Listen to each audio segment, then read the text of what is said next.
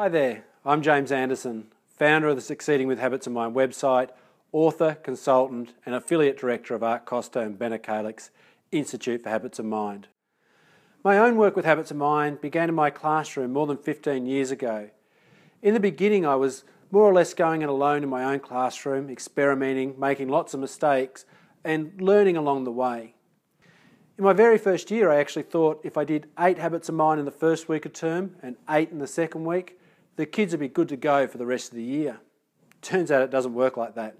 After a few years and a lot of lessons learnt, I found myself in the role of leading a large action research project with other teachers who, just like I had been only a few years before, were just starting out with Habits of Mind. My philosophy then, just as it is now, was to share everything and learn from each other.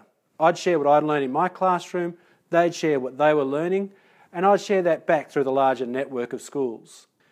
What we found was that it was easy to start with Habits of Mind. The first steps are fun and exciting.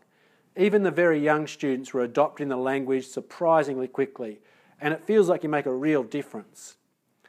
But after the first year or so, a lot of schools were starting to lose momentum.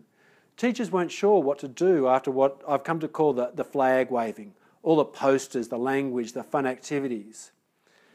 We'd introduced the Habits of Mind, but didn't know what to do next.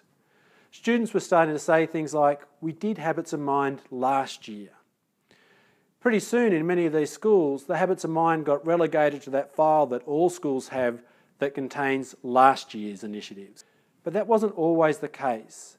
In some schools, the Habits of Mind thrived and made an enduring difference, not just to student outcomes, but to the culture of the school. And I became fascinated with what separated those schools that could succeed with Habits of Mind over the long term from those that struggled and eventually even gave up.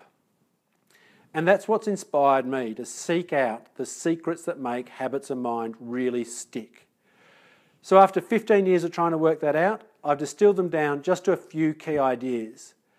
To me, these ideas stand out as being the most important for ensuring long-term success with Habits of Mind. And I've put these ideas together in a free video series that I'm calling Secrets to Succeeding with Habits of Mind. To gain access to these short videos, simply follow the instructions that follow this video, fill in your details, and I'll send you a link so you can gain immediate access. These videos could seriously save you so much time and effort by setting you on the right path to succeeding with Habits of Mind. Thanks so much for listening. Go ahead, fill out the form, and I'll look forward to seeing you in the next video.